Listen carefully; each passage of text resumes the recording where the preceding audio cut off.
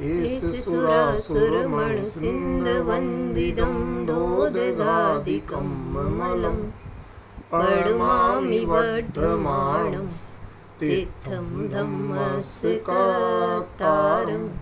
शेषे पुण्यतीर्थयारि ससौवसिद्धे विशुद्धस्वभावे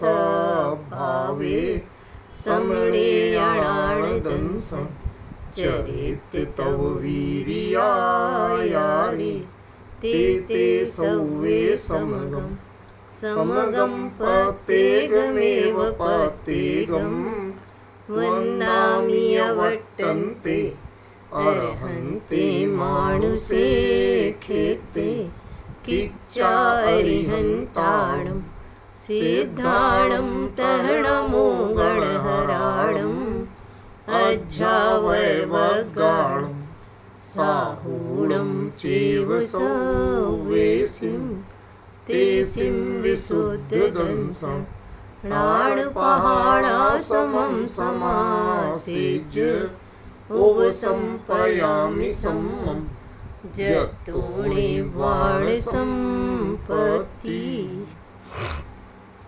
प्रवचन सार परमागम ज्ञेय तत्व प्रज्ञापन महाधिकार। प्रवचन सार परमागम ज्ञेय तत्व प्रज्ञापन महाधिकार गाथा 97 पृष्ठ 188। इह विविह लक्षणाणं लक्षणमेगं सदिति सौवगयम् उपदिशिता खलु धम्मं जिणवरवसहेण प्रणतम्। इह माने मैंने कल भी संकेत किया था कि इसका अर्थ बड़ा व्यापक है, ठीक है ना। इस प्रकरण में ये तो अपन सरल अर्थ कर ही सकते हैं, पर इसके अलावा इह में क्या क्या आएगा वो थोड़ा हमें बड़े धैर्य से समझना पड़ेगा, ठीक है। ये जल्दीबाजी का विषय नहीं। इस प्रकरण में विविध लक्षणाणम विविध प्रकार के लक्षणों में से एगम लक्षणम एक ही लक्षण है जिसका नाम क्या है, सद इति। सत ऐसा नाम का जो लक्षण है वो सर्वगयम, वो सर्वगत है, सब में लागू पड़ता है। बाकी कोई भी कहोगे तो वो सब में लागू नहीं पड़ेगा, ये आचार्य देव ने बताया। धम्मम उपदिशिता धर्म का उपदेश करते हुए खलु वास्तव में जिणवर वसहेण प्रणतम जिनवर वृषभ ने ऐसा प्रज्ञप्त किया है, ऐसी प्रज्ञापना की, ठीक है। ये तो सरल शब्दार्थ हो गया। अब जरा सबसे पहला शब्द लेते हैं इह। इह माने क्या, एक तो अर्थ बता ही दिया इस प्रकरण में, लेकिन इसके अलावा भी कुछ है या अकेला इतना ही है, ये हमें जरा देखना पड़ेगा कि इसके अलावा तो कुछ नहीं है। तो वो मैं आपको क्लियर कर देना चाहता हूँ कि यह माने अधिकार भी है, यह माने ग्रंथ भी है, प्रवचन सार नाम का ग्रंथ भी है पूरा। दूसरा अधिकार ज्ञेय तत्व प्रज्ञापन अधिकार भी है, और तीसरा द्रव्य का स्वभाव जो है वो क्या है, सद्भाव ही स्वभाव कहा था। तो द्रव्य का स्वभाव क्या है कि सद्भाव। सद्भाव कैसा, सव्व काल सद्भाव, जो सभी काल में रहता है, ऐसा जो सद्भाव है, ठीक है ना। सतपना, सतपना भाव का अर्थ वहाँ भाववाची ये पना जो अपन कहते हैं ना, ऐसा है। तो वह जो सतभाव है उसको ही यहाँ लक्षण मेगम सदित्य सर्वगयम, वह एक ही सर्वगत लक्षण है जो सत, वो सब में पाया जाएगा, बाकी लक्षण सब में नहीं पाए जाएंगे। तो हमें सब में माने किन किन में, पॉइंट समझ रहे ना, सब में माने किन किन में, और इसको ही परिणतम क्यों कह दिया। उपल बहन आज इसका जो उत्तर आएगा ना थोड़े शांत मन से लोग सुने, डिस्टर्ब नहीं करें मुझे, बिल्कुल शांत स्थिर मन से, तो आपको वो अर्थ मिलेगा कि आपको भी बहुत आनंद आए। आखिरकार मुझे भी कोई चीज़ समझाने के लिए सामने वालों का सहयोग चाहिए, वो भाव भूमि तब पकती है, ठीक है ना। देखो, आचार्य ने प्रणतम क्यों कहा, ये कल बताया था। प्रणतम माने जिसमें ज्ञान या प्रमाण का फल साथ में प्राप्त हो, ऐसे कथन, ऐसा बताना, ऐसा समझाना, उसका नाम प्रणतम है, प्रज्ञप्तम है। जिसमें प्रमाण या ज्ञान का फल साथ के साथ नहीं मिले, उसको प्रज्ञप्ति, वो जानकारी है, सूचना है। बहुत सी सूचनाएं मिलती रहती हैं। आप स्टेशन पर बैठते हो, उसमें सारी ट्रेनों की सूचनाएं चल रही हैं, किस किस पे ध्यान देते हो? अपनी ट्रेन किस प्लेटफॉर्म से जाएगी, कहाँ उसका कोच आएगा, वो जान लिया, वहाँ बैठ गए। अब उसके बाद में आप बाकी को जो जानकारी आती भी है, सुनने में आता भी है, बोलने वाले बोलते भी हैं, उद्घोषणा करते हैं, तो उसको आप क्या करते हो? जान के भी इग्नोर करते। समझ गए? तो ऐसा किसी ने कहा और हमने इग्नोर किया, तो वो कथन है, वो प्रज्ञापन नहीं। यहां आचार्य ने बात की है प्रज्ञापन की। समझे? मैं ये के 3-4 अर्थ बताना चाहता हूं, उनमें 2 अर्थ खास तौर पे एकदम परफेक्ट लगेंगे। अब मैं सब बताऊंगा, देखें कितने लोग पहचान पाते कि परफेक्ट अर्थ कौन सा है। ये डिपेंड आप लोगों पे करेगा। समझ गए? बहुत शांत मन से, मैं बिल्कुल कोई क्लू नहीं दूंगा, देखता है कितने लोग पहचान पाते। पहला है प्रवचन सार, उसका भी ज्ञेय तत्व प्रज्ञा, कि यदि आपको ज्ञेय समझना है, केवल ज्ञान में जो ज्ञेय झलकता है, उस ज्ञेय का स्वरूप समझना है, तो उसमें तो पता नहीं क्या क्या झलकता है। समझ गए ना? उन सब में यदि जब तक सत नाम का लक्षण नहीं लगता है, तब तक वो ज्ञेय नहीं। आपने जीव का लक्षण पढ़ा, ज्ञान दर्शन पढ़ा, कहते वो लक्षण, वो जीव नहीं। जो आप पढ़ते हो थोड़ा और प्यूरिफाई करके, कि जिसमें मेरा ज्ञान दर्शन पाया जाए, वो जीव तत्व, ये सब भी परिभाषा ही है। इसके अनुसार वो जीव नहीं। क्यों नहीं है?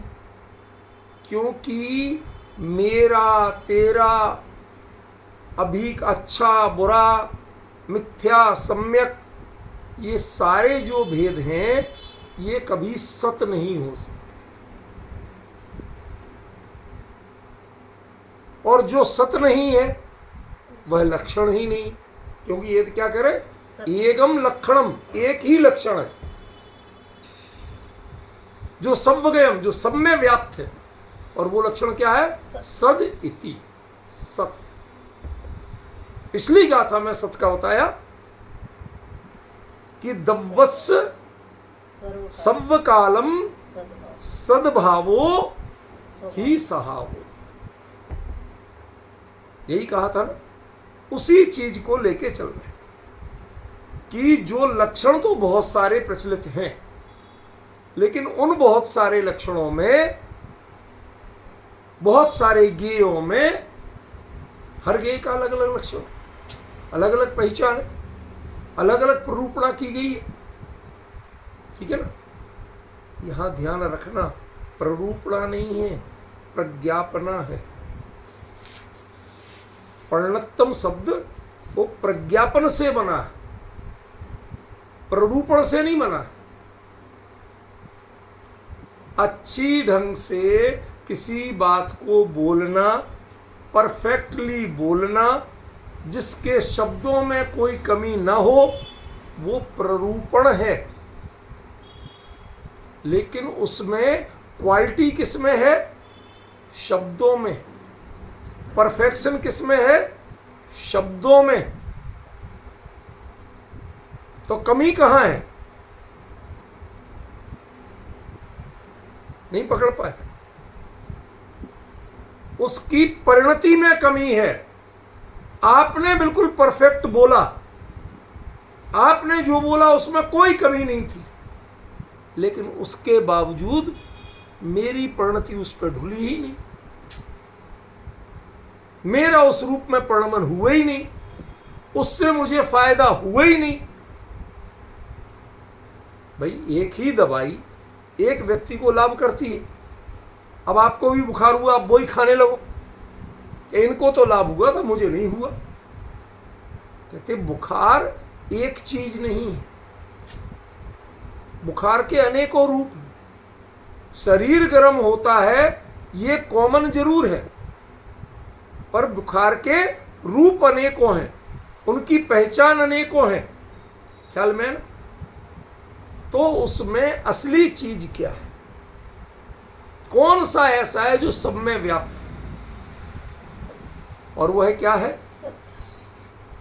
तो इसमें है सब। मैं अभी बुखार की बात कर रहा हूं, कहीं भी लगा दोगे तो ऐसे कैसे चलेगा? उसमें कॉमन क्या है कि जैसे कोई भी बुखार हो लेकिन शरीर तपता है। ये सच्ची है कि नहीं? चाहे डेंगू हो, चिकनगुनिया हो, मलेरिया हो, टाइफाइड हो, समझ गए ना? कोई भी बुखार हो, उसमें एक कॉमन फैक्टर क्या है? दवाइयां भिन्न भिन्न हो, कुछ भी है, एक कॉमन फैक्टर क्या है? कि शरीर गर्म होगा, एक निश्चित टेम्परेचर से ऊपर टेम्परेचर जाएगा। एक कॉमन मिला ना, जो सर्वगत है। तो जैसे बुखार में शरीर का तपना, बुखार के अनेक प्रकारों में एक सर्वगत लक्षण है, और वो क्या है? शरीर का तपना। ऐसे जगत के जितने भी पदार्थ हैं, उनके जितने द्रव्य गुण पर्याय हैं, उत्पाद व द्रव्य हैं, उन सभी में एक ही लक्षण है, और वह लक्षण क्या है? सत। सत माने दवस्य सव्वकालम सद्भावो, द्रव्य का सर्वकालिक सद्भाव। वही जो सत है वही एकमात्र लक्षण है, बाकी सब लक्षण बेकार। लेकिन अभी हम इस पे चर्चा नहीं कर रहे, हम चर्चा काहे पे कर रहे? ईहे पे। अब सभी से निवेदन है कि कल से यदि मेरे ऊपर कृपा कर सके तो 5 मिनट पहले बिल्कुल शांत अपनी सेटिंग करके बैठ जाए। स्वाध्याय शुरू होने के बाद आपके सारे गड्ढम गड्ढ इधर से उधर, उधर से उधर जो हिलना डुलना चलता है ना, उससे विषय में एकदम शुरू ही नहीं कर पाते। हमें ये लगता है कि आप शांत बैठ जाए तो मैं विषय शुरू करूं। अब आप सारा एडजस्टमेंट कर रहे हो तो मैं विषय शुरू कैसे करूं? किसको सुनाऊं? किसको बताऊं? समझ में? इसलिए सामने श्रोतारा सावधानतया श्रृण्वन्तु, सावधान की मुद्रा में जब बैठे हो तब चर्चा कीजिए। समझ गए? तो कल से सबके लिए सामान्य निर्देश है, मेरा खुले चाहे नहीं खुले, लेकिन 5 मिनट पहले सब लोग अपने शांत, कुल 5 मिनट, ज़्यादा नहीं चाहिए, शांत भाव से बैठ के अपना पढ़ो। जो कुछ सेटिंग करना पहले कर लो। उससे क्या होगा कि चर्चा जब ही शुरू होगी तो वो बढ़ती ही जाएगी। अब लौट लौट के हमें वापस आना पड़ता, क्योंकि हमें लग रहा अभी तो एडजस्टमेंट चल रहा, बताऊं क्या मैं? तो थोड़ा सा इसमें आप लोग सीरियस बनिए। कहाँ बात थी? मूल मुद्दा क्या है? हमें ईह का अर्थ बताओ। ईह माने इस प्रकरण में। इस प्रकरण में माने किस प्रकरण में? तो हमने पहला अर्थ किया कि ज्ञेय तत्व के प्रज्ञापन में। और ज्ञेय किसको कहा था हमने माने, मैं व्यक्तिगत बात नहीं कर रहा हूं, आचार्य देव की बात कर रहा हूं। यहां ज्ञेय का अर्थ क्या है कि केवली के ज्ञान में जैसा रूप झलका उसका नाम ज्ञेय है, बाकी किसी का नाम ज्ञेय नहीं। ठीक है ना? बाकी हम जो कुछ भी जानते वो वस्तु को ईमानदारी से आज तक जान ही नहीं पाए, ना तो पूरा जान पाए, ना यथार्थ जान पाए। बताओ, जहर खतरनाक चीज है कि नहीं? बिल्कुल नहीं। जितनी दवाइयां बनती सब जहर से बनती।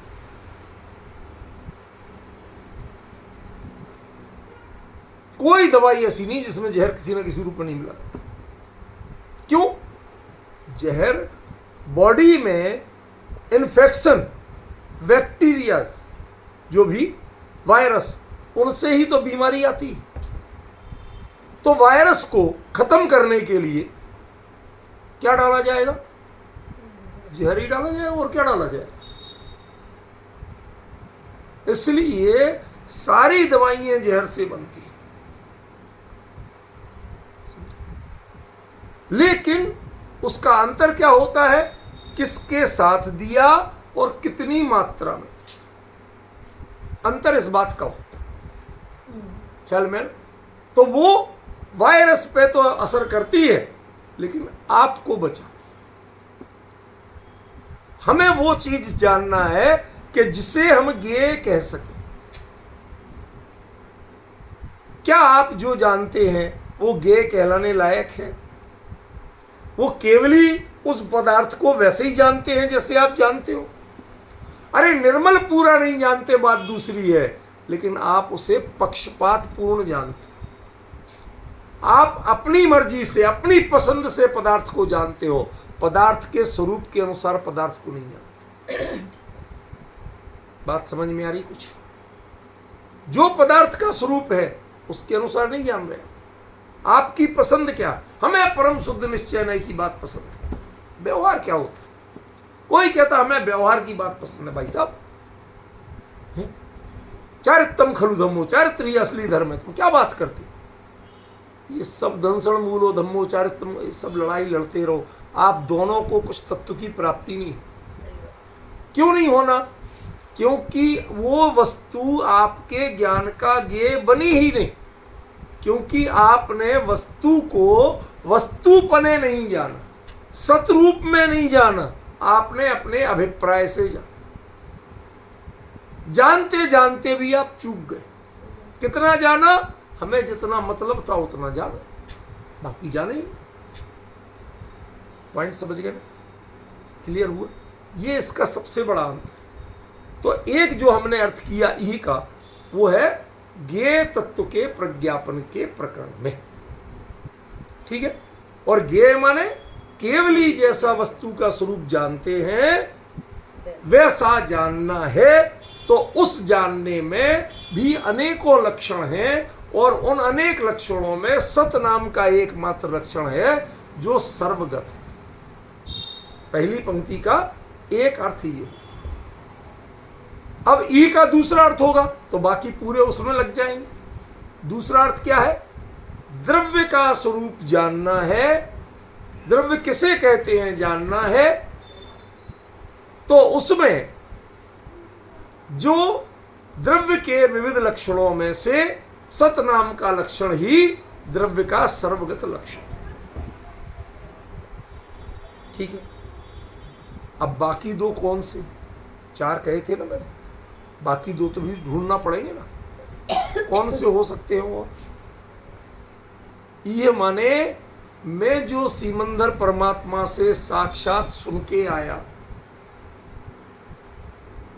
उस दिव्य ध्वनि से जो मैंने जाना है, उसमें ऐसा कहा कि अनेक लक्षणों में सत ही एक ऐसा लक्षण है जो सर्वगत है। समझ गए? और चौथा वो भी सुन। कुंद कुंदाचार्य कहते हैं कि मेरे लिए काम का, क्योंकि लास्ट में परिणतम शब्द कहा ना, जो मेरे लिए फायदा किया। कई बार होता है किसी को चवन्नी की दवाई लग जाए और 4 लाख की नहीं लगे, कोई बड़ी बात नहीं, क्योंकि दवाई रोग के लक्षण के अनुसार लगती है, उस पर छपी हुई कीमत के अनुसार दवाई दवाई नहीं कहलाती। महंगी दवाई तो दवाई है और सस्ती दवाई दवाई नहीं है, कह सकते हो आप? तो दवाई कौन है कि जो फायदा करे उसका नाम दवाई। ऐसा मानते हो कि नहीं मानते? तो कौन सा लक्षण सच्चा है? कि जो तुम्हें फायदा करे। किसे? तुम्हें माने आचार्य कुंद कुंद। तो सत लक्षण कौन सा है जिसको जानने से आचार्य कुंद कुंद को लाभ हुआ?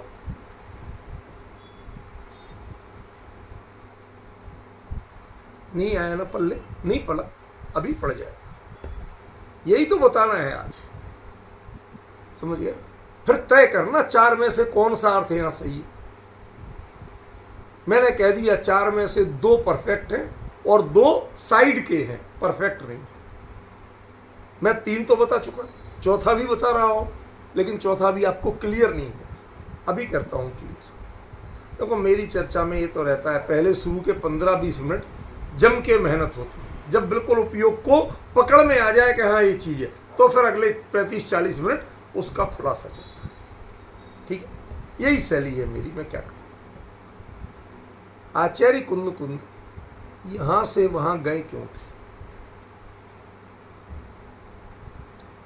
सारा जितना यहां जिनवाणी का ज्ञान था वो लगभग उनके काल में जितना प्रचलित था सब उनके पास था,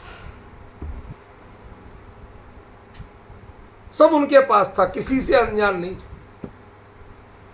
उन्होंने भले ही अध्यात्म की बात की लेकिन कर्म सिद्धांत से अनजान नहीं थे, वरना छठखंडागम पर सबसे पहली टीका क्यों लिखती? सीधी बात है कि नहीं? लिखी थी कि नहीं? इसका मतलब उसका भी ज्ञान था, कसाय पाहुड़ का भी ज्ञान था। समझ गए? जितने विषय चलते थे सबके ज्ञाता थे। उसके बाद गए क्यों थे? एक कारण से, वो क्या? अपूर्ण भव कारणम। मुझे दूसरा भाव नहीं चाहिए, इस भाव से मुझे मुक्ति कैसे मिल जाए। मैं अब लौट के अविरत नहीं होना चाहता। पूरे जीवन लगभग 85 साल, कितने? इतनी तो लोग उम्र नहीं पाते जितनी उनने साधना की थी। समझे? 85 साल तक क्या किया था? जिस चारित्र की आराधना की, निर्दोष हमेशा बढ़ता रहा, कभी घट नहीं पाया, वर्धमान बना रहा। ऐसे चारित्र को छोड़ के और वापस अविरत हो, ऐसे समझो इसको दूसरे रूप में, शब्दों में, कि जैसे कोई व्यक्ति पूरे जीवन में अंग्रेजी दवाई नहीं खाया, पूरे जीवन में रात में पानी नहीं पिया, समझ गए? और उसे डॉक्टर लास्ट में जब तभी तकलीफ बढ़ी, कोई ऐसी बीमारी आई, तो उसे 24 घंटे ड्रिप चल रही, देव दर्शन नहीं कर पा रहा, अस्पताल में पड़ा। लोगों ने, भाई साहब कोई इलाज ही नहीं है, यही इलाज है, जबरदस्ती जान दोगे क्या? समझिए? तो बिना देव दर्शन के जो कुछ चल रहा चल रहा। अब वो आते हैं, पकड़ के दवाई खिला जाते, पानी पिला जाते हैं। अब वो कहते हैं अंग्रेजी दवाई जिंदगी में नहीं खाई, खा रहे नहीं, ये तो सही है, इस पर तो ग्रीन डॉट बना। भाई जिसने जीवन ही में नहीं खाई थी और वो खा रहा, लेना पड़ रही। जो रात में कभी पाए, चतुर्विध आहार का त्याग था, अब उसको वही खाना भी है, पानी भी है, ड्रिप के माध्यम से ही चल रहा सब। समझ रहे? तो चल रहा कि नहीं चल रहा? अब एक उम्र में आके जब ऐसा चल रहा, तो उसको पहली भावना क्या होगी? गिल्टी लगेगी, नहीं लगेगी? पूरे जीवन मैंने नहीं किया, तुम लोगों ने मुझे, इस बीमारी ने मुझे ऐसी हालत में डाल दिया कि सारे जीवन किए धरे पे पानी फेंके। एक साइकोलॉजिकल लगेगा कि नहीं लगेगा? जीवन में भी उतार चढ़ाव बहुत आते हैं, हारी बीमारियां बहुत आती हैं, लेकिन वो दृढ़ बना रहा, नहीं मुझे अंग्रेजी दवाई नहीं चाहिए तो नहीं चाहिए, नहीं लूंगा। जब तक उसका हौसला काम कर रहा था, जब उठने ही बैठने लायक नहीं रह गया, तो लोगों ने जाके अस्पताल में जमा कर दी, और जमा कर दिया तो फिर जो चल रहा सो चल रहा, वहां तो अपने हाथ की बात है ही नहीं। वो आते हैं पकड़ के ड्रिप लगा जाते हैं, इधर बांध जाते हैं, ज़्यादा हिलाओगे डलाओगे तो हाथ और बांध जाएंगे। समझ गया? तो क्या करें? वो नर्स आती है, मुंह खोलो बाबा जी, डाल दी दवाई, पानी पिला दिया, क्या करें? नहीं खाओगे हम इंजेक्शन लगा देंगे उसमें, ड्रिप में, उससे जाएगा।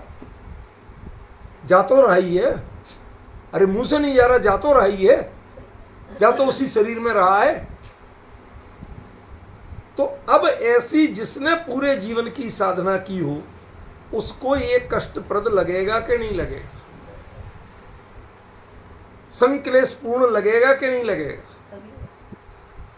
तो जिन्होंने 85 साल पूरे, 1-2 नहीं 85 साल वर्धमान चरित्र की साधना की हो, वो इस जीवन में तो कोई चीज के सेवन नहीं करना पड़ रहा, लेकिन ये तय है कि अगला भाव जो भी मिलेगा वो अविरत का ही मिलेगा। देश व्रत और महाव्रत कुछ नहीं होगा।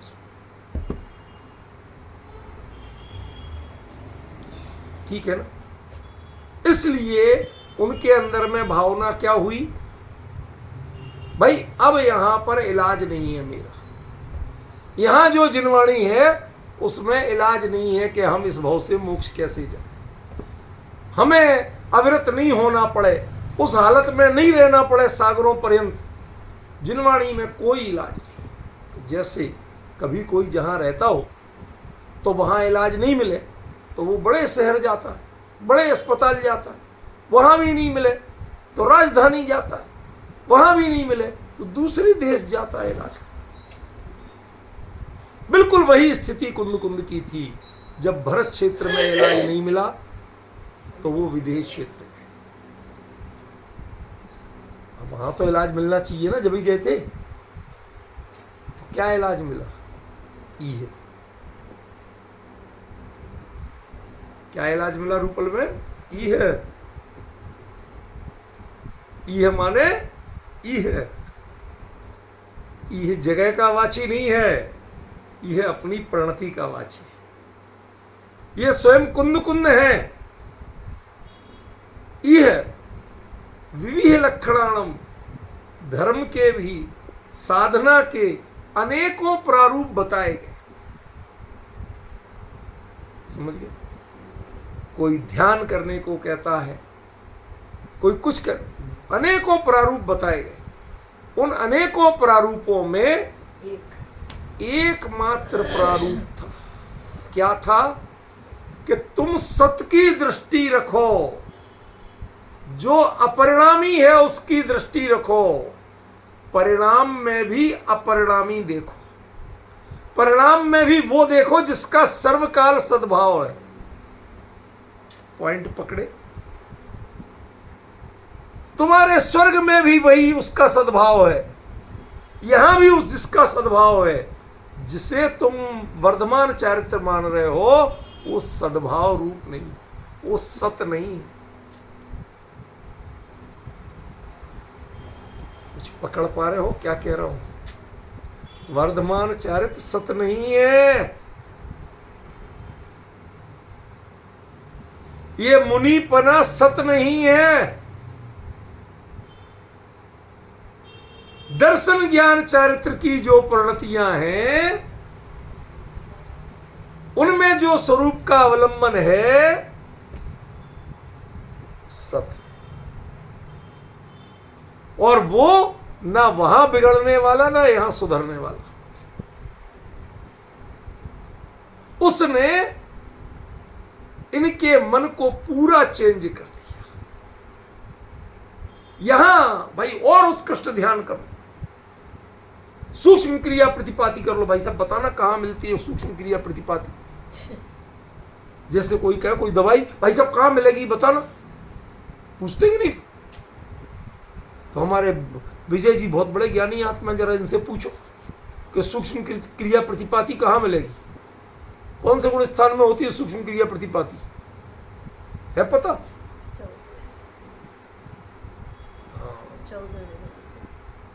ये सब 13वें गुण स्थान के अंतिम समय से लेके 14वें गुण स्थान का जरा सा उतने में हो। अब जो वहां होता है उसको तुम कहां चाहते हो? यहां कौन सा गुण स्थान था? छठवां सातवां। तुम छठवें सातवें में क्या चाहते हो? सीधा 14 मल्टीप्लाई बाई 2 कैसे हो जाएगा? वही व्याकुलता थी।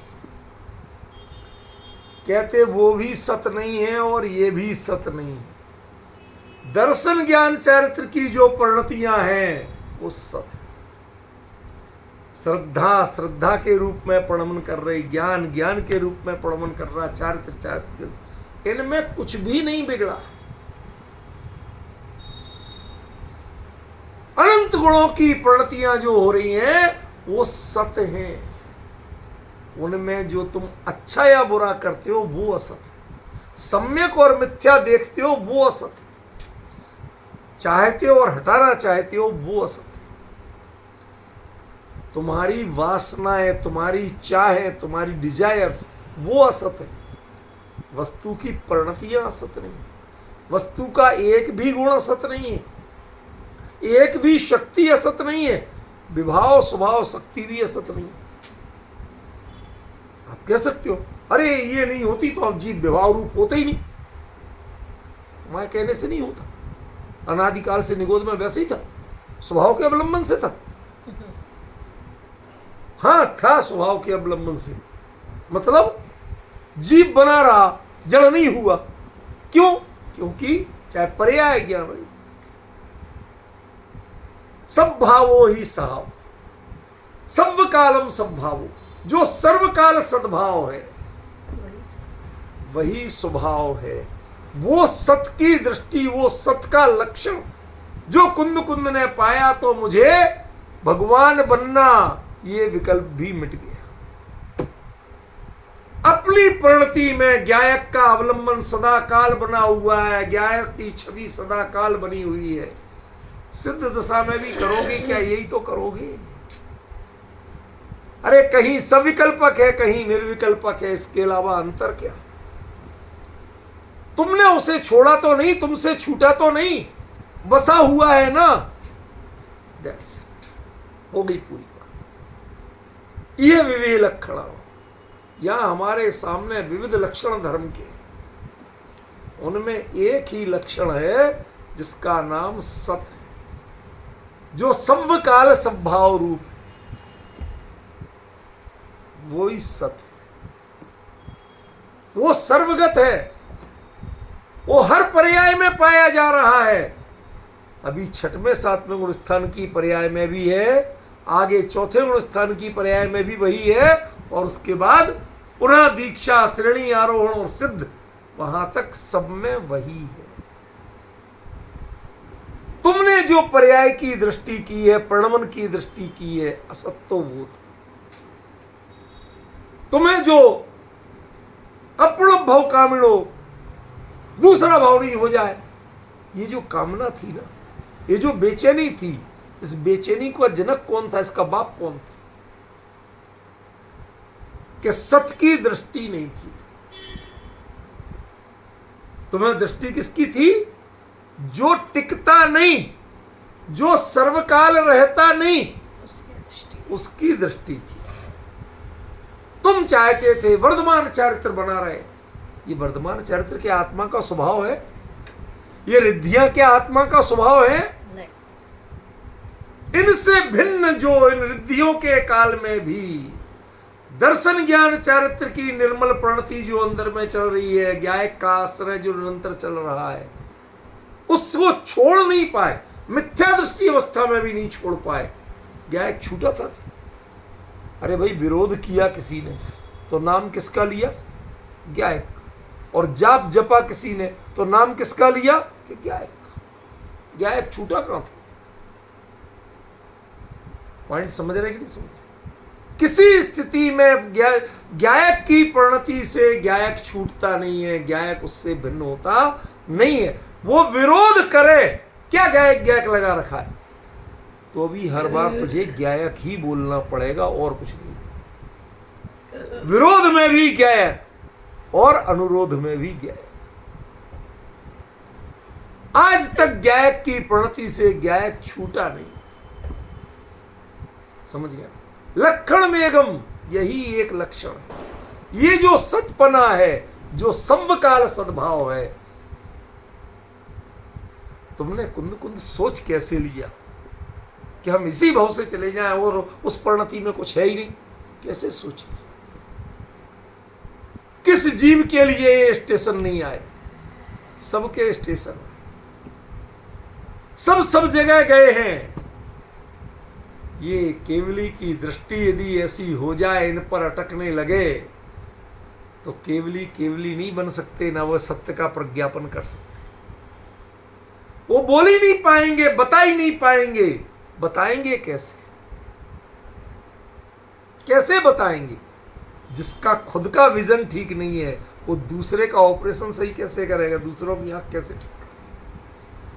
आई सर्जन का अपना विजन सही होना जरूरी है कि नहीं है विजय जी? उसका अपना विजन सही नहीं है। वो अपना चश्मा यदि घर भूल के आया है, तो उसके आगे बेड लेट के ऑपरेशन कराओगे आंख का? पहले अपना विजन सही करो। समझ? विजय जी हमें बताते थे, कहते एक आदमी को एक चीज दो दो दिखाई देती थी। वो डॉक्टर के पास गया, डॉक्टर साहब मुझे बड़ी बीमारी हुई। क्या हुई? कि मुझे हर चीज दो दो दिखाई देती। तो डॉक्टर बोलता आप चारों को यही बीमारी है क्या? तो कहा भाई साहब भागो यहां से, मुझे तो दो ही दिखाई देती, इसे चार दिखाई देती। ये मेरा इलाज क्या करेगा? लक्ष्मण बेगम, जिसे एक व्यक्ति दिखाई देता हो, एक व्यक्ति एक ही दिखाई देता हो, उससे मैं अपने दो का इलाज कराऊंगा। लेकिन जिसे चार दिखाई देते हैं, विविध लक्षण दिखाई देते हैं, उसको कभी सत का ज्ञान हो नहीं सकता। उसके लिए कभी भगवान की प्रज्ञापना नहीं बन सकती। प्रज्ञापना कब बनेगी? एक की दृष्टि रहे, अनेक की दृष्टि रहे।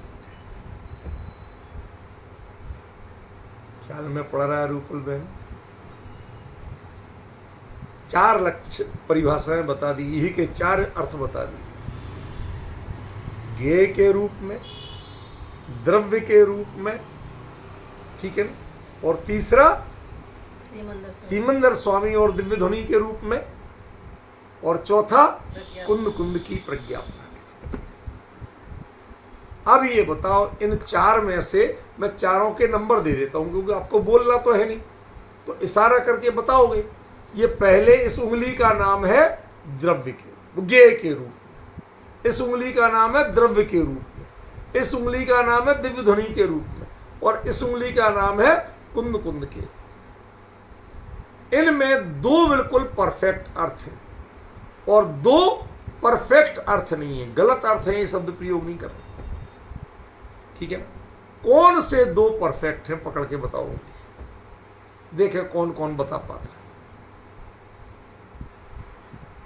इन चार में ऐसे पकड़ के बताओ कि एक ये दो हो गए, ए और ये दो हो गए, कौन से दो हैं ये बताओ। मैं सबके देख रहा हूं कौन कौन बता पाता। अधिकांश तो बता ही नहीं रहे, कहते काय को फेल, डर के मारे नहीं बता रहे। समझ रहे? 3 और 4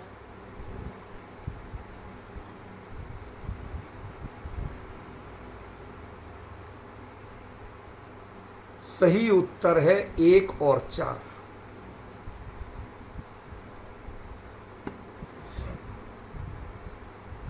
क्यों? ज्ञेय तत्व का प्रज्ञापन है। केवली के ज्ञान में ज्ञेय कौन है? जो सदा काल सत रहे, जो कभी बदले नहीं। बदल जाए तो केवली का ज्ञान झूठा हो जाए। समझ रहे हैं? मैंने पहले दिन से बताया, 12 साल पहले से भी नेमिनाथ के ज्ञान में द्वारिका जल रही थी। वो जलती हुई को जलता हुआ कह रहे थे, नहीं जलती हुई को जलता हुआ नहीं कह रहे थे। उस काल की परिणति में 12 साल बाद की पर्याय में द्वारिका जल रही थी। समझ गया?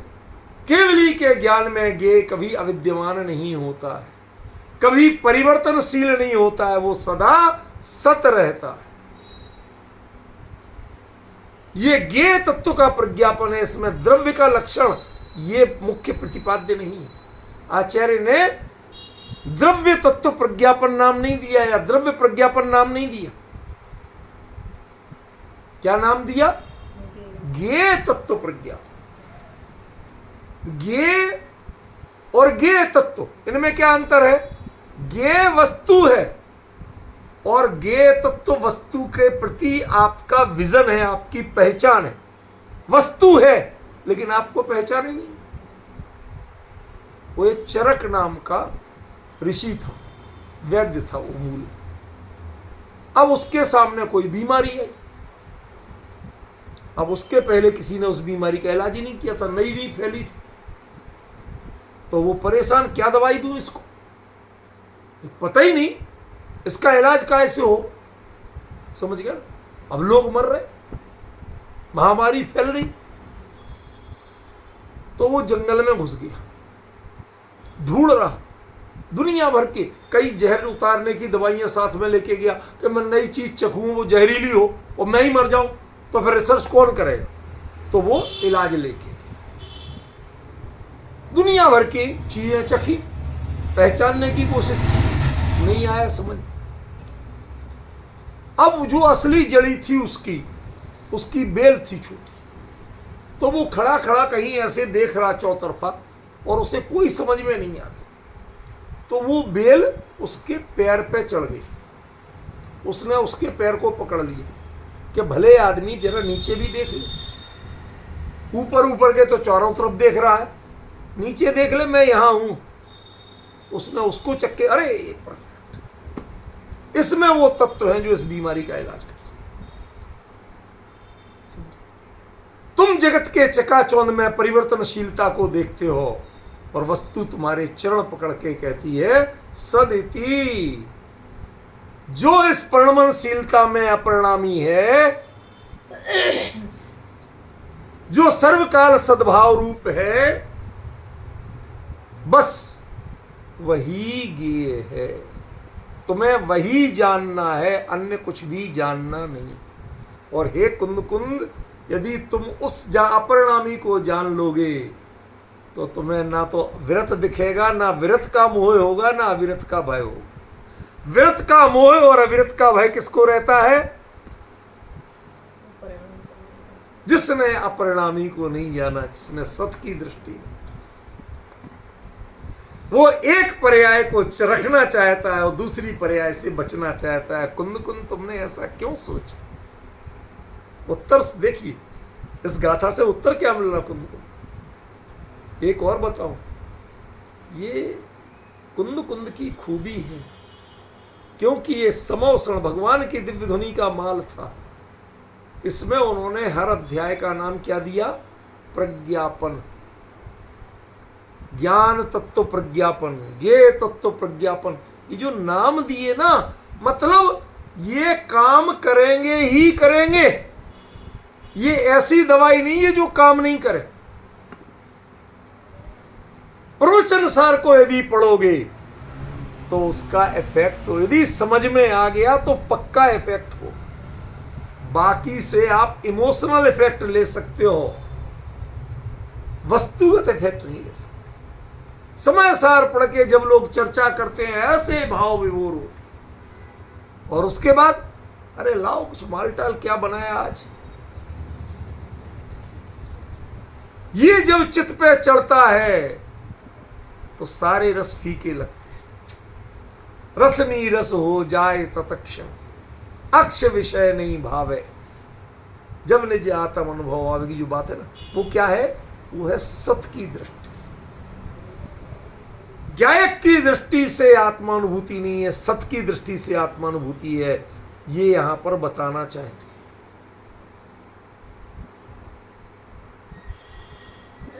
ज्ञायक और सत में अंतर समझना पड़ेगा, क्योंकि ज्ञायक असल में ज्ञान प्रधान प्रणति का नाम है। जो जानता है उसका नाम ज्ञायक है, तो देखता है उसका नाम दर्शक होगा। जो सुख भोगता है उसका नाम सुखी होगा। तो बताइए किसकी दृष्टि से होता है? सुखी की दृष्टि से आत्मानुभव होता है, गायक की दृष्टि से आत्मानुभव होता है, कि दर्शक की दृष्टि से आत्मानुभव होता है? गायक माने अकेला जाने वो नहीं है।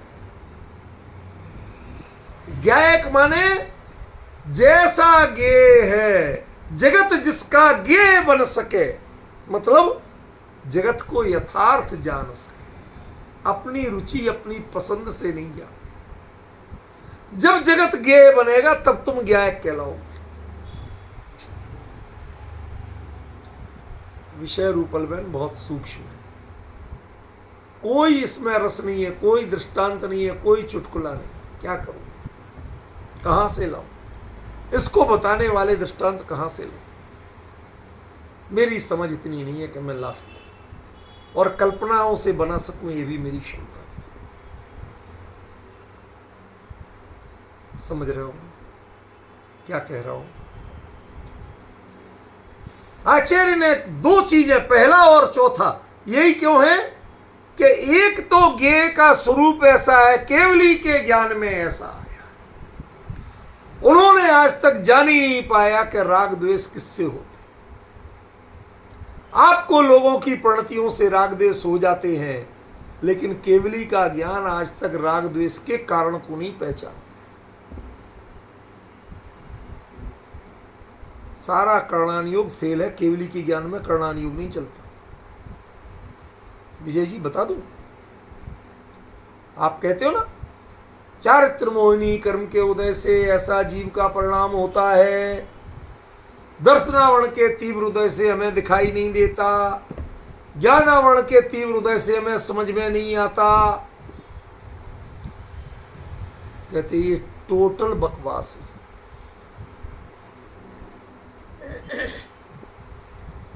निज ज्ञायक का अनुभव जब करने जाओगे तो सारे कर्मों का उदय बना रहे, एक भी नहीं रोक पाएगा।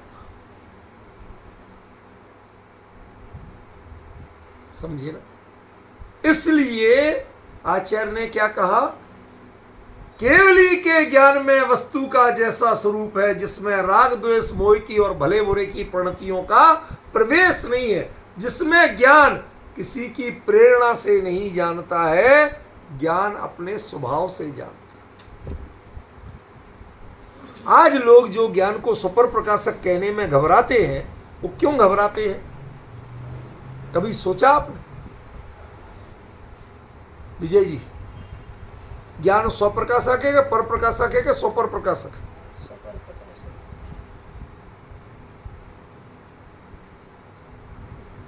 आज तक कोई उत्तर सीधा नहीं दे सकता। क्यों? जब तक स्व और पर की कल्पना रहेगी तब तक ज्ञान ज्ञान नहीं है और वह गे नहीं।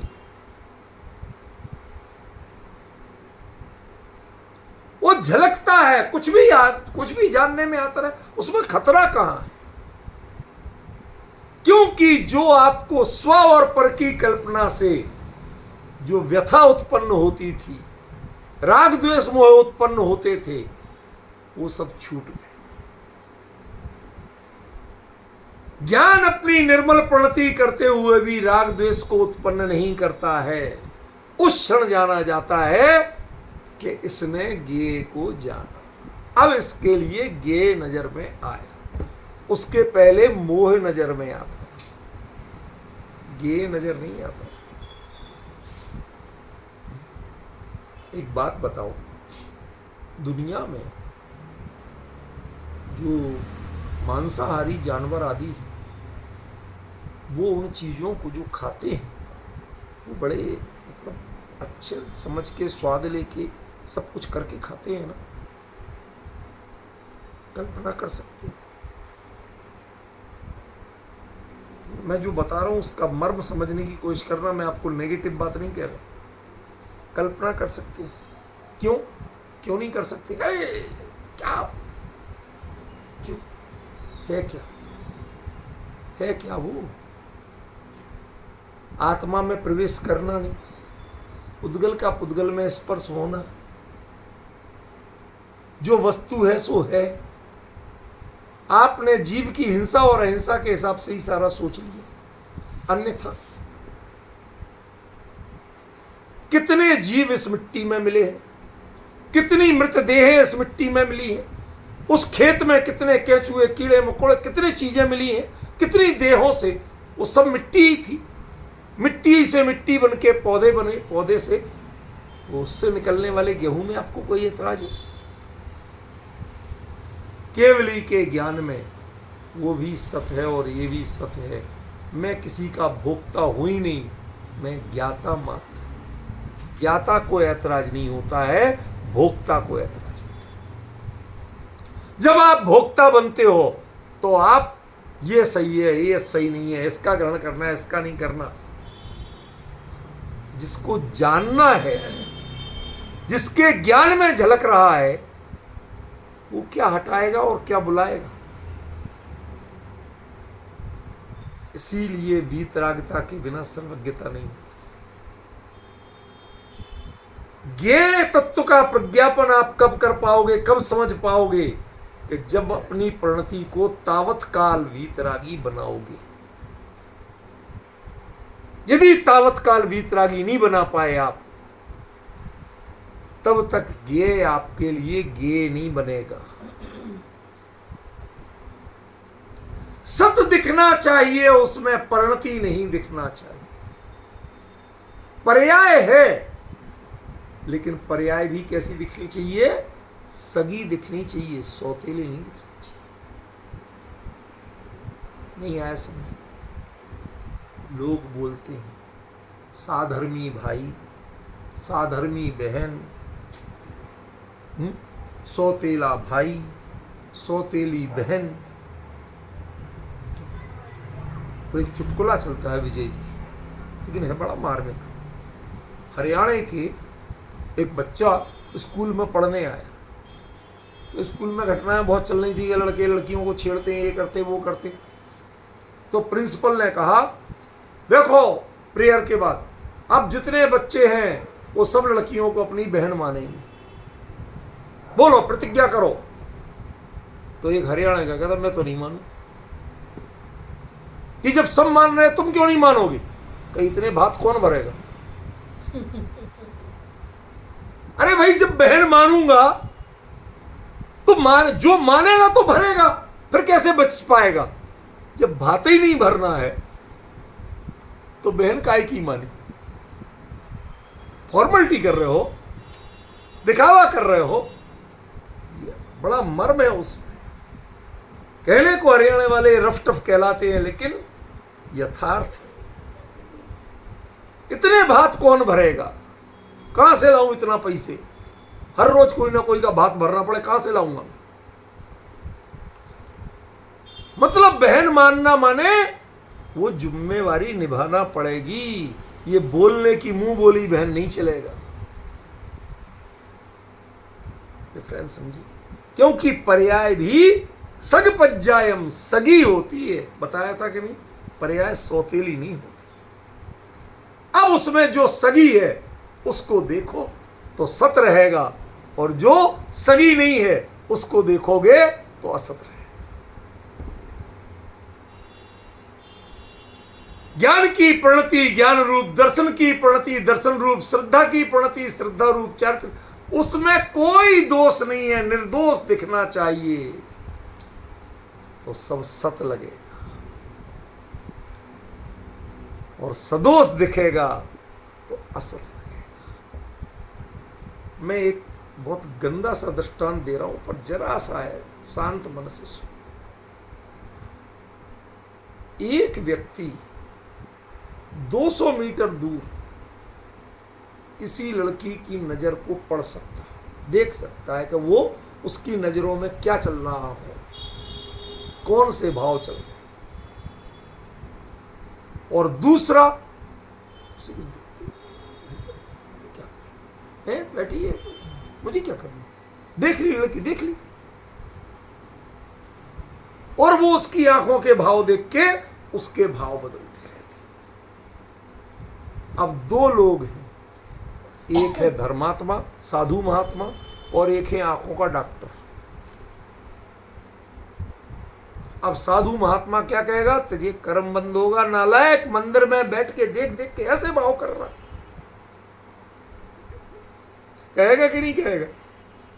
और डॉक्टर क्या कहेगा, क्या गजब की आंख है तेरी यार, इतनी दूर से पढ़ लिया, मुझे नहीं दिखता इतनी दूर से, तूने उसकी आंख में क्या भाव चल रहे, तो परफेक्ट, वो भी कहती बिल्कुल सही था। अब डॉक्टर के हिसाब से इसकी आंख बहुत बढ़िया है, और साधु बाबा के हिसाब से इसकी दृष्टि बहुत खोटी। अब बताओ सही क्या है?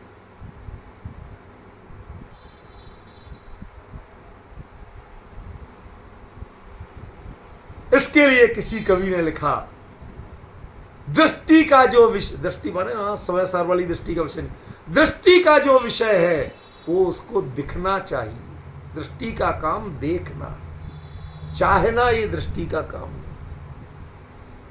तू चाहता है देख के, देखने को गौण कर देता है और चाहे को प्रमुख कर देता है, अपराध ये। यदि तू देखता रहे कोई अपराध नहीं, परफेक्टली देख ले कोई अपराध नहीं, लेकिन उसकी आंखों के भाव से तूने अपने चित्त को प्रभावित किया, अपराध यहां से। पॉइंट समझे? केवली वस्तु के स्वभाव की बात करते हैं, वो तुम्हारे निजी विकारी भाव की बात नहीं करते, वो उसको जानते ही नहीं, उनकी दृष्टि में विकार कोई है ही नहीं। क्यों? क्योंकि किसी भी गुण की परिणति 3 काल में कभी विकारी नहीं हुई, नहीं तो अगर लोग तो गुण को इस्तीफा देके जाना पड़ेगा। नहीं उसका